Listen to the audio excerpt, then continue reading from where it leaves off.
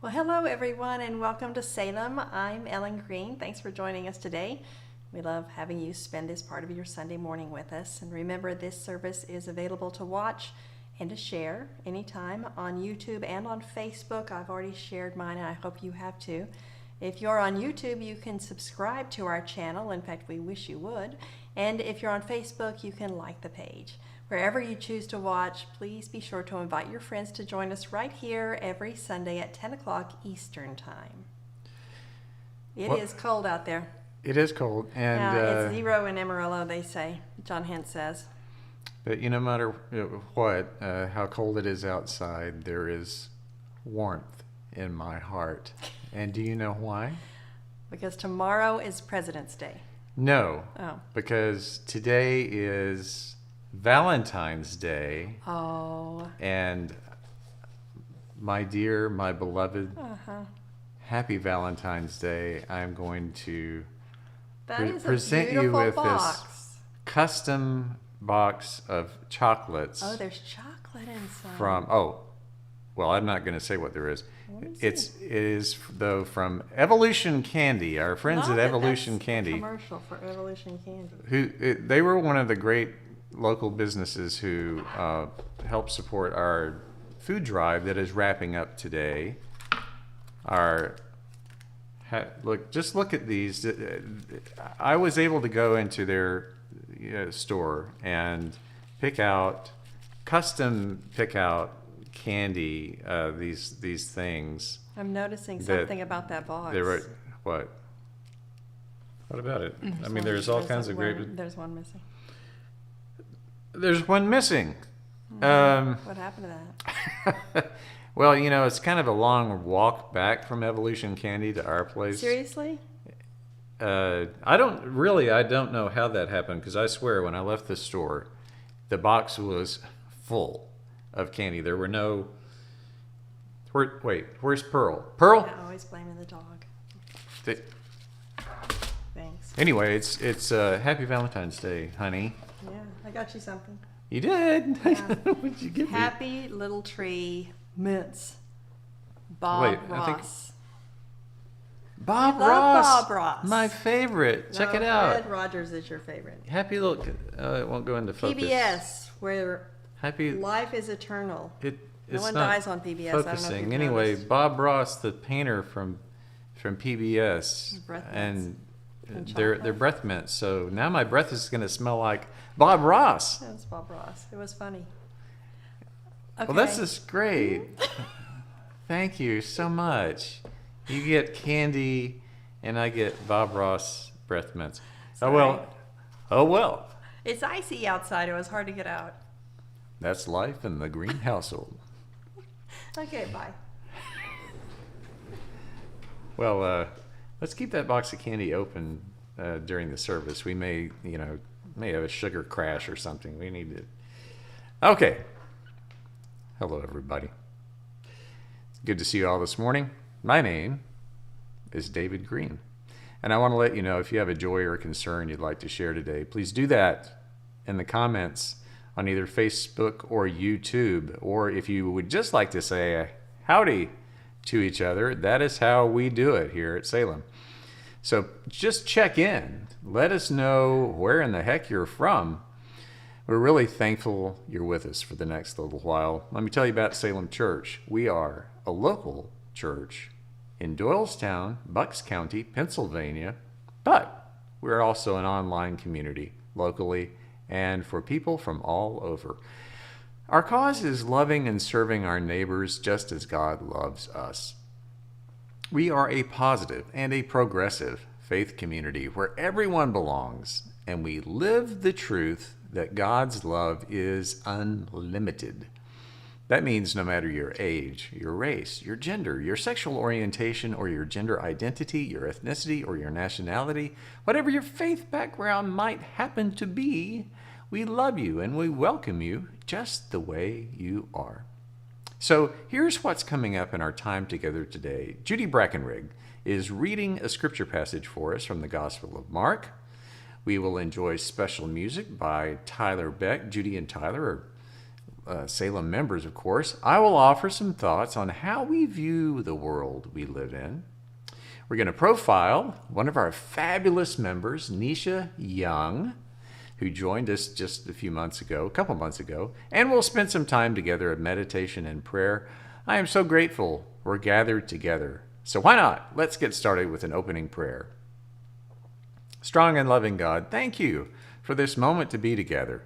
We come today with open hearts and minds. Fill us with your spirit of love that knits us closely to each other in your warm embrace. In Jesus' name, amen.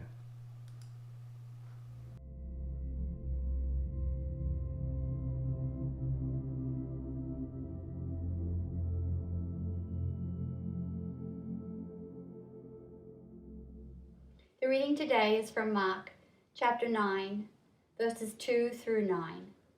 6 days later, Jesus took with him Peter and James and John and led them up a high mountain apart by themselves. And he was transfigured before them, and his clothes became dazzling white, such as no one on earth could bleach them. And there appeared to them Elijah with Moses, who were talking with Jesus. Then Peter said to Jesus, "Rabbi, it is good for us to be here. Let us make 3 dwellings, one for you, one for Moses, and one for Elijah." He did not know what to say, for they were terrified. Then a cloud overshadowed them, and from the cloud there came a voice. "This is my Son, the Beloved. Listen to him." Suddenly, when they looked around, they saw no one with them anymore, but only Jesus. As they were coming down the mountain, he ordered them to tell no one about what they had seen until after the Son of Man had risen from the dead.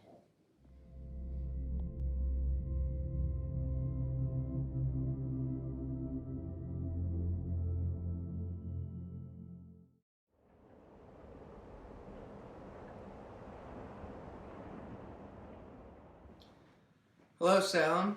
My name is Tyler.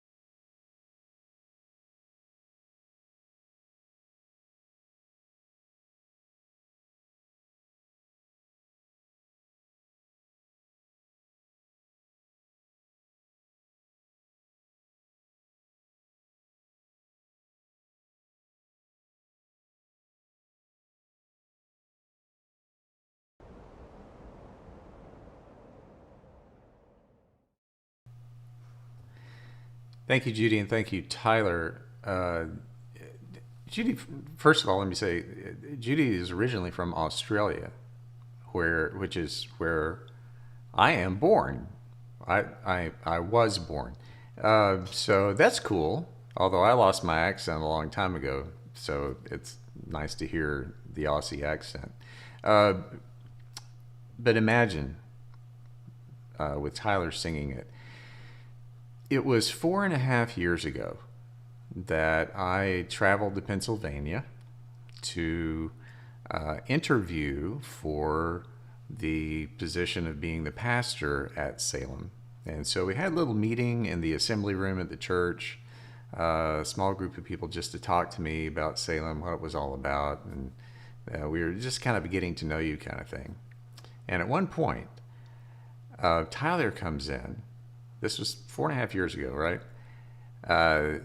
So he's a senior in high school now. This is when he was not quite in high school. And he brings out his guitar and he sings Imagine. And I was just blown away by that. And I thought, okay, if this is going on here, I'm interested. I want to come to this place. And I did. So, Tyler, thank you. That song is so gorgeous, and you're just awesome all the time. Okay, well, every time that we come together, we encourage you to join us in all that we're doing together at Salem. Our cause and our reason for being is serving others by building a community where everyone truly belongs. We welcome all people on a journey of loving our neighbor just as we've been loved. So we ask you to do 3 significant things. First, please spread the news about Salem. That means inviting your friends to watch this live stream service with you and to join in on one of our many online activities.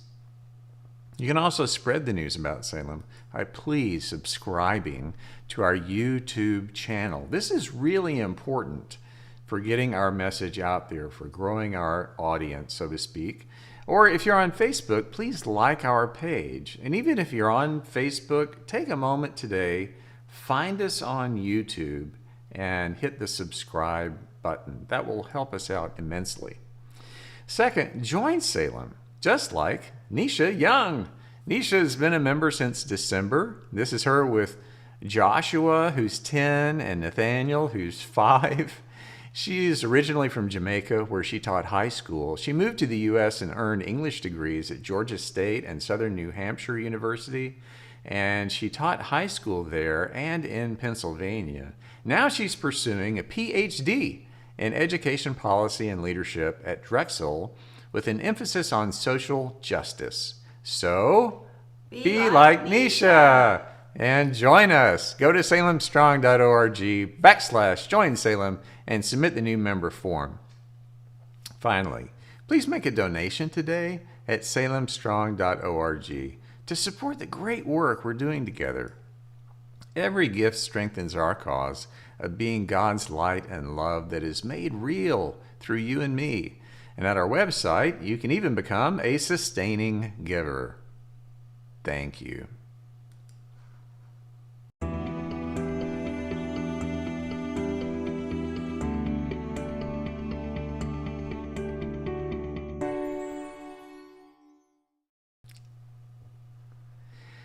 Dmitry Ivanovsky was a Russian botanist who in 1887 was asked to investigate a problem.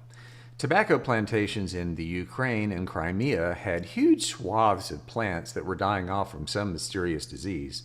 Dmitry discovered that an extremely small agent, invisible to the naked eye, and something no one had a name for, was spreading and replicating itself from one plant to the next. Several years later, a Dutch microbiologist named Martinus Bierzenik followed up on Dmitry's discovery and gave this mysterious tiny infectious thing a name. He called it a virus. Now, people had known for years that disease could be spread from one living thing to the next. By the time Dmitry came along, they already knew all about bacteria. But the discovery of the virus caused a paradigm shift in science, a whole new way of understanding how disease spreads. And if you know how it spreads, then you can figure out how to keep it from spreading and eventually develop therapies and vaccines to stop it in its tracks. So when you take your first shot of the COVID vaccine, it might be nice to say a little prayer of thanks for Dimitri and Martinez. Because the paradigm shift they gave birth to could literally be saving your life, and it will save the lives of millions of people.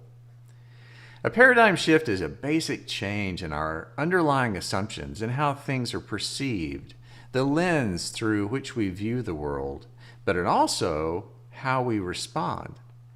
Now, we can imagine paradigm shifts as being these sudden aha moments, like a scientist in a lab discovering a virus.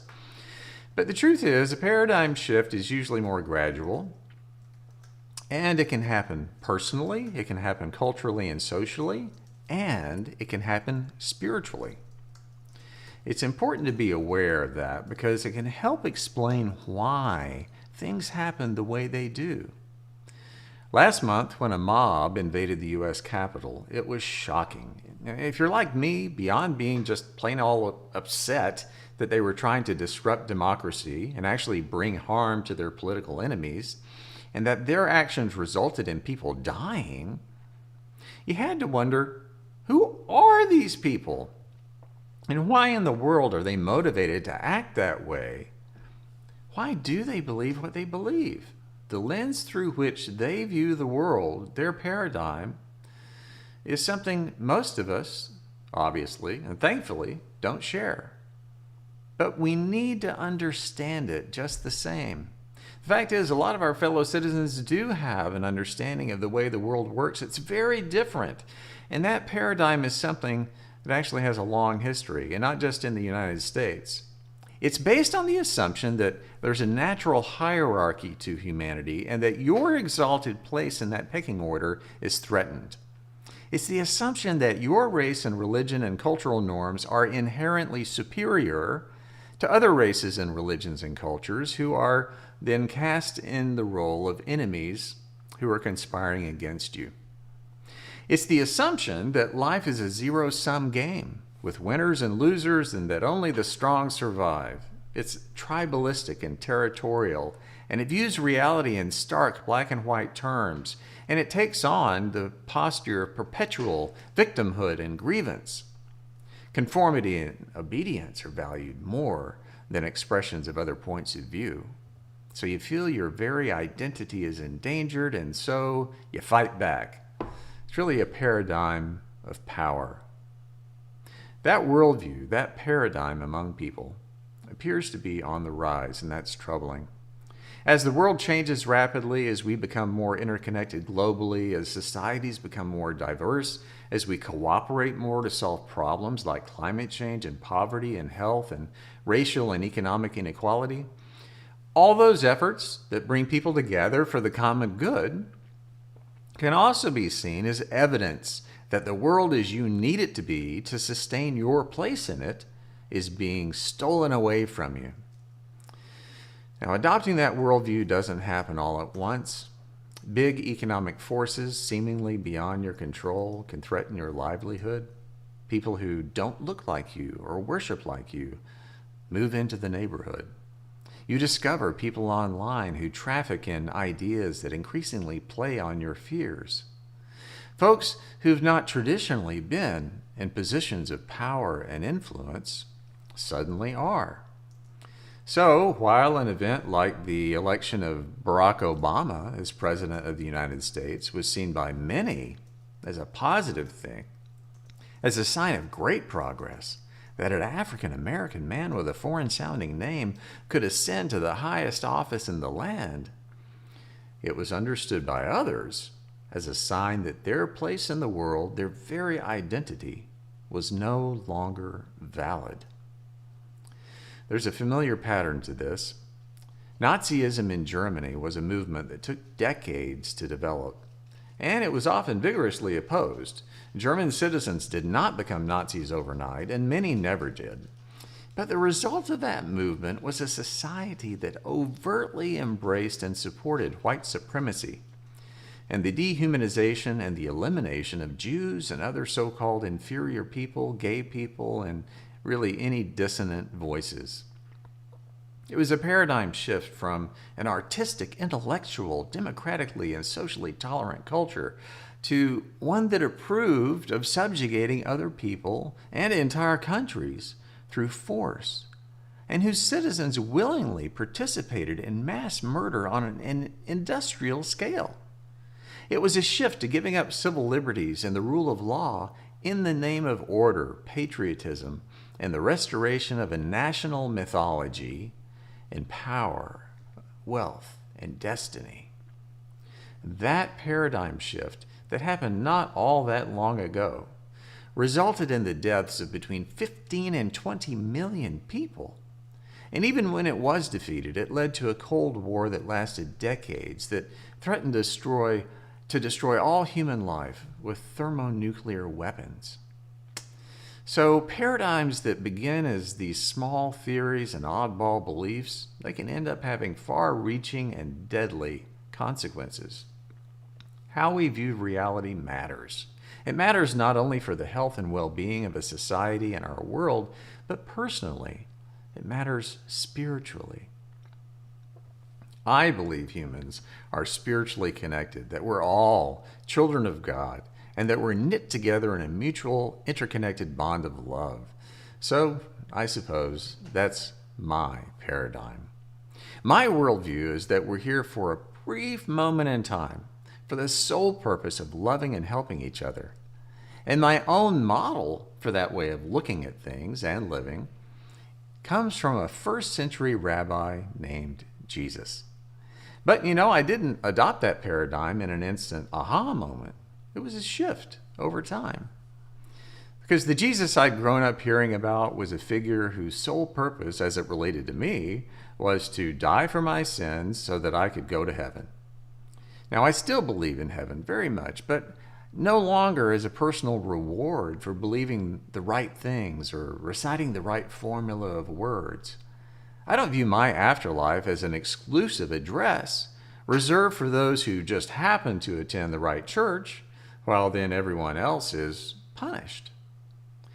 My gradual paradigm shift occurred as I came to understand my early understanding of Christianity as rather presumptuous and controlling and even selfish. If it's ultimately about saving your own skin when you die, and I realized it flies in the face of how a loving and gracious God would actually behave. And how do we even know how God would behave? Well, we know when we bother to take a look at what Jesus actually said and did, which is consistently positive, hopeful, and healing, and challenging us to free ourselves from any us against them mindset. Challenging us to see the world through the lens of being in justice-filled, loving relationships with each other, to understand that life is not about serving yourself or saving your own hide in the afterlife, but doing all you can to serve and do right by others in this life, because we're all valuable, we're all worth it, we're all loved by God. And when we truly live that way, we are experiencing the kingdom of heaven. Now, I could offer plenty of examples and stories Jesus told about that, but one incident in his life demonstrated how people perceived him, the paradigm through which they understood him and his purpose, how that could shift. Now, we call that the transfiguration. It's what Judy read about this morning. The moment Jesus took his 3 closest friends to a mountaintop, and what they witnessed changed their perspective completely. Now, like any Bible story, it's really important to look at what happened just before it and right after it. We always need some context. Jesus had been preaching, teaching, and healing, and he had recently somehow fed 4,000 people. It was all amazing and getting plenty of attention, and the disciples, it seems, believed that all this might lead to something really big, namely, to serious political power. Jesus was clearly a force to be reckoned with, a mover and shaker like no one had ever seen before. But Jesus quickly disavows any idea that he's interested in their understanding of power. The power they had in mind was temporary. It involved winners and losers, those on the inside and those left out. So he tells them his power was nothing like that. And a few days later, they climb the mountain where, right before their eyes, Jesus is transformed into a glowing figure, and he's joined for a moment by these two legendary but long-dead heroes from history, Moses and Elijah. Just as soon as it began, the show is over, and they head back down the mountain. What did it all mean? Well, they soon run into a crowd surrounding a young boy who's been possessed by an evil spirit since early childhood. Maybe today we'd say this young lad was psychotic. No one can help the boy, but Jesus does. He lifts him up, and the boy goes about his business, perfectly normal and sane for the first time in his life. The whole arc of that story was a paradigm shift, a new way of seeing the purpose of the power of God's love. Not to be tied to the way we usually define power, and to be connected to the long continuum of God's loving presence in the world through people like Moses and Elijah. And then, what's the ultimate purpose of that presence and power? It's about healing, restoration, new life. Taking a hopeless crisis and restoring hope.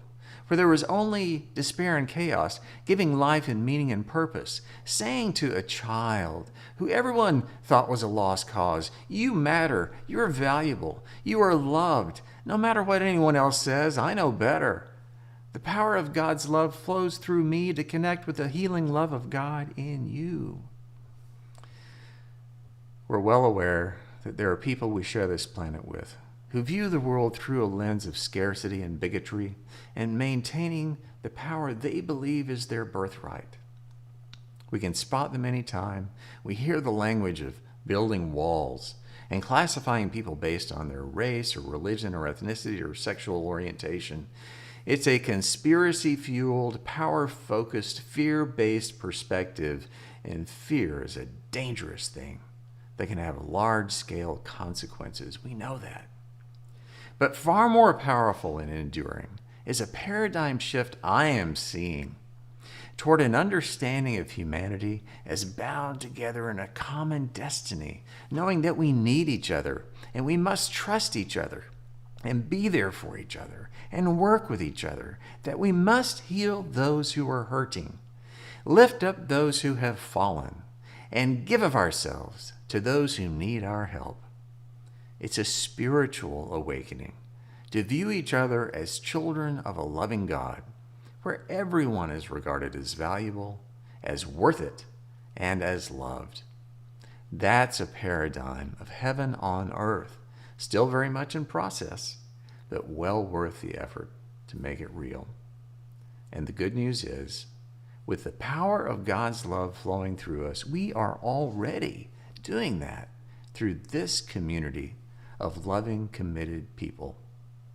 That's our paradigm, our vision, our reality, and our cause.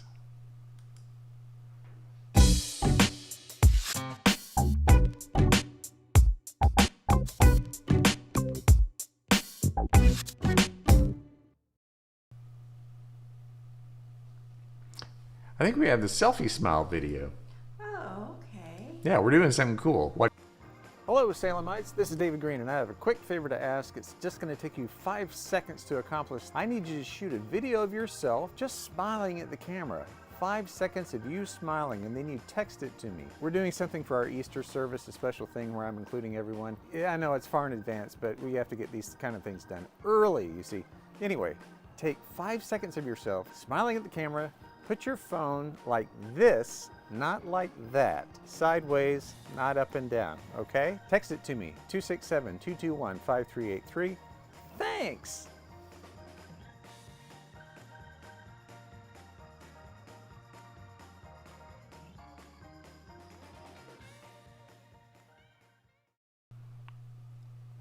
All right, I actually ventured outside to shoot that video. Brr. Anyway, please do that, what you just saw in that video. send me a video of yourself going for 5 seconds. And text it to me. It's easy because it'll be a short file. So we'd like to get that by next Saturday, if you can, please, so we can include that in a special thing for our Easter service. Okay. We'll remind you of that later. Now let's transition to sharing our joys and our concerns. And remember that even if you don't or you can't share a joy or concern, that is okay. Your needs are heard and they are known by God, who embraces and loves you always. Now, before we get to these, Gene Rutherford, and this really is a joy, asked me to share something really cool with you. As you remember, Bruce Rutherford, our dear friend, passed away the first week of December, and we were able to hold a memorial service for Bruce's immediate family. We still plan to hold a public memorial service for Bruce when COVID restrictions will allow us to do that. But in the meantime, Bruce's family wishes to thank everyone for their expressions of sympathy and support and prayers. In our sanctuary at Salem, we are fortunate to have stained glass windows that are designed by the artist George Sauter. These windows are rare and beautiful, and Bruce really loved them. And his niece, Ashley, Lee's daughter, is an artist, and she did a watercolor of one of the windows. And you can see it here, and she added this beautiful cardinal to it. The cardinal's not part of the window design, but it was symbolic to Bruce of his father and Jean's late husband, Milton. Whenever Bruce saw a cardinal appear outside his own window, he thought of his dad, Milt. So the family created cards with Ashley's painting. They're sending to folks who've been so supportive of them during this time. The card says this about Bruce: "We hope his legacy of service, helping others, and smiling through it all with dignity will not be forgotten. We are better people for the privilege of having shared our lives with Bruce." I mentioned this last week, but you will absolutely want to tune in and join our discussion this Thursday night at 7 p.m. Eastern Time. Please don't miss this, because Congressman Tony Coelho, the co-author of the Americans with Disabilities Act, is discussing the impact of the ADA for all of us. Tony is a truly remarkable person who became disabled with epilepsy as a child and made it his mission in life to help others have access to any opportunity, regardless of their physical or cognitive challenges. And did he ever? The ADA is not just about ramps for wheelchairs, but so much more that gives people access and equal justice. This is part of our monthly series, Thursdays for Justice, and you can join in by clicking on the link at our website, salemstrong.org. I will see you there Thursday night, 7 p.m. Eastern Time. And let's take a moment to celebrate and give thanks for your generosity and that of our neighbors, because today we're wrapping up our food drive called Have a Heart, Do Your Part. Check this out. Here at Salem and at several locations around the area, we've collected about 1,200 pounds of non-perishable food and infant supplies for local food pantries. Our Social Action Network constructed this ginormous mountain of donations we've collected over the past month. It is incredible, and you can still drop off donations at Salem's front porch. Thanks to Caitlin Swartley for leading this effort, along with Kim Beck and our Social Action Chair, Michael Flanagan, and everyone on that team. By the way, if you can help pack up and transport all of this food, or if you have any empty cardboard boxes to put them in, or if you have a nice sized vehicle, maybe a trailer, we could really use your help this Tuesday morning at 10 a.m. over at Salem to do that. Now, in addition to collecting food, let me tell you about what our Social Action Network is doing and still raising funds for the Spring Habitat for Humanity project. Now, actual work on this house is on hold for the moment because of COVID, but they are collecting names of potential volunteers who can work between 8:30 a.m. to 4:30 p.m. on designated days. So if you're interested, please contact Michael at church@salemstrong.org if you'd like to make a financial contribution. You can do that on the donate page on our website at salemstrong.org. Okay, well, today we have, I know we have Joys and Concerns coming in on YouTube and on Facebook. Every Sunday we are blessed that Michael Flanagan at his home collects and monitors and collects our joys and concerns and zaps them over to us just to make sure that we're not missing anyone out. But today, Michael is out doing his gig as a flowery delivery person, and it being Valentine's Day. Let me scoot over. Okay. We're doing this on our own, so he's got lots of flowers to deliver, and way to go, Michael. But we're gonna. So I've added yet some more, an iPad now to this extravaganza here. Okay, so I think I have them. Technology. Yeah. Before I forget, on YouTube, Joanne and Gord McPherson in London, Ontario. Well, Gord is from London. Joanne is from Fort Worth. They met on a train in Europe. Follow that. Anyway, they are worried, of course, about the bad weather all across America or the United States. Sorry, and so they are wanting to know, especially Fort Worth, since Joanne's from Fort Worth, and they are worried about there was a 130 car pileup that was fatal. Yeah. In fact, a young man from Amarillo was killed in that. Oh. Yeah. Okay. So anyway, and then there are other ones on Facebook. Beth Mann has a few. Prayers for Jean Westbrook, who is struggling with back problems and other physical concerns. Prayers for Cheryl Litsky as she navigates her father's end-of-life concerns. Prayer for Emily Reese, who is grieving the loss of her grandfather. And there's a joy from Barbara Templeton Yeager, a joy for a great-granddaughter born on the 8th of February. Her name is Charlotte Ann Hutchison. So, yay, Charlotte. I had an name. Aunt Charlotte. Yeah. That's cool. And she was married to Rugby, which is the coolest name ever. Prayers, Melody Mullis. Prayers for my friend Nancy, whose mother is passing away in hospice. Let's see. They liked your sermon. We need to remember the family of Bill Pierce. Bill was the father. He was 98 years old. No, I think he's 96. Maybe you're right. I think he was 98. I'm sure you're right. Okay, 98. Okay, so Jack and PJ Pierce are PJ is Ellen's sister. Jack is her husband. Jack is not my husband. Jack is my sister's husband. That is correct.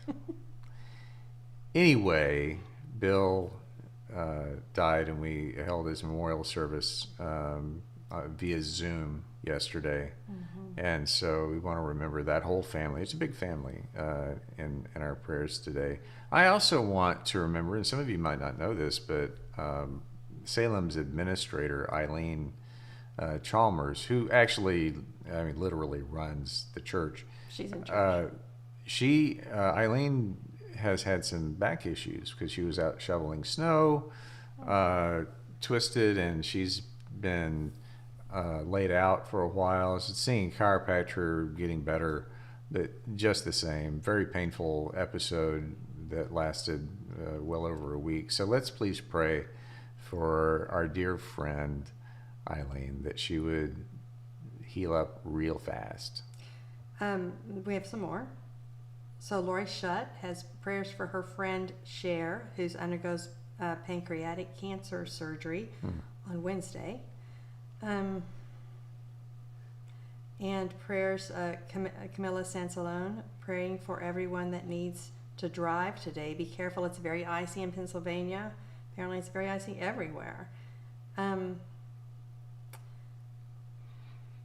Lindy Radcliffe wants us to watch Crip Camp before Thursday night's presentation. Oh, that's a show on, I think it's on Netflix. Crip Camp, yeah. It's very good. I highly recommend that. If you can see Crip Camp, So good. It's a great documentary about how a place where kids with disabilities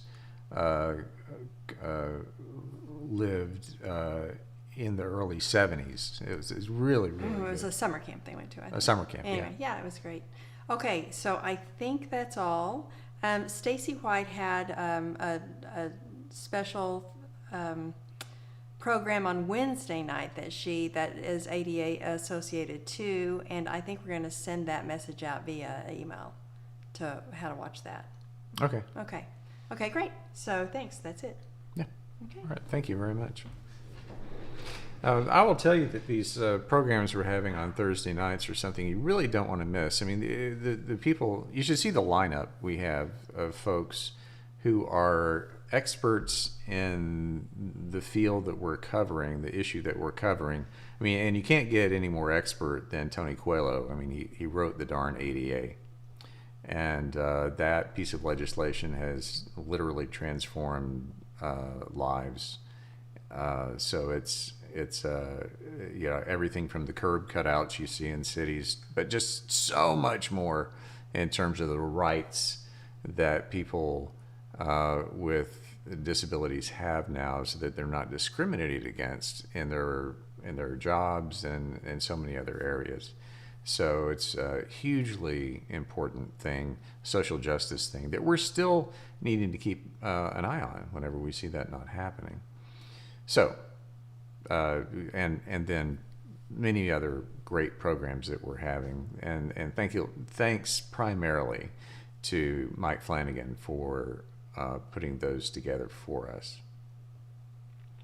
Well, okay, now I would like to invite you into a moment of quiet meditation and prayer. So why don't we become centered by just pausing for a moment. I always like to take a deep breath in, hold that for a second or two, maybe 5, and then breathe out slowly. And just focus on your breathing. Be present in this very moment. And it can be a moment of deep connection to God and to each other. Let's invite God in to be with us.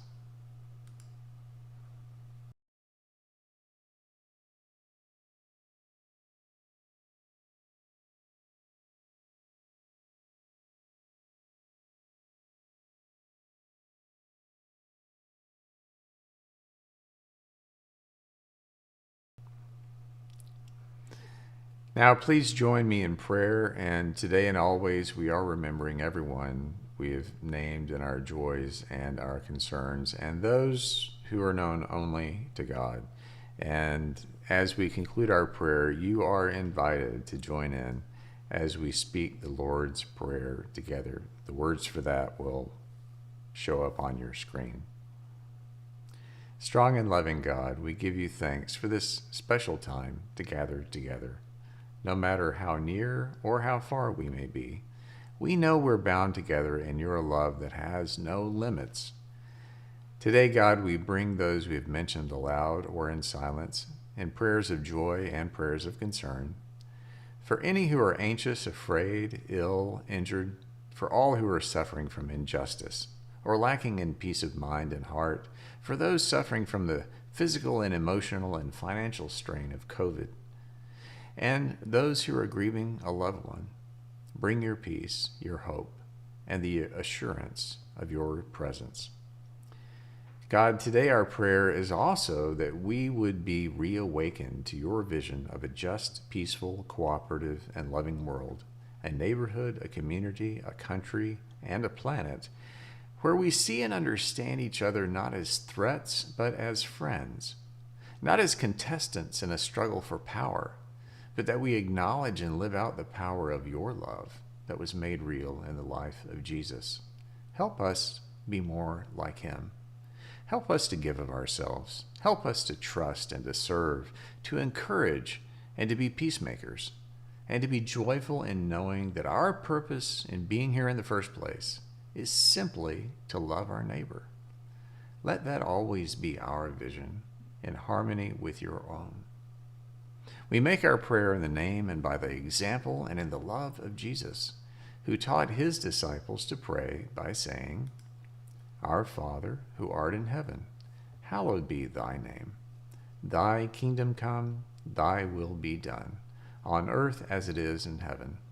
Give us this day our daily bread, and forgive us our debts, as we forgive our debtors. And lead us not into temptation, but deliver us from evil. For thine is the kingdom, and the power, and the glory forever. Amen. If you're not already a Salem member, you can join our beloved community and our cause of serving and loving our neighbors. Salem is a church where everyone belongs and God's love is unlimited. So wherever you've been on life's journey, you're welcome here. Join online by submitting the form at salemstrong.org. Join Salem. If you'd like to learn more, send me an email at david@salemstrong.org. And please remember to join in on the Zoom coffee time, starting in a few minutes at 11 o'clock Eastern Time. Find the link for that at salemstrong.org. Well, once again, you've made this a special day because there is no person in the world like you.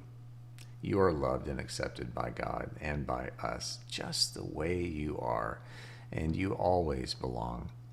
Thank you so much for spending time with all of us, and we will see you right here next Sunday, if not before. In the meantime, be well and safe and whole, and may God bless and keep you today and every single day.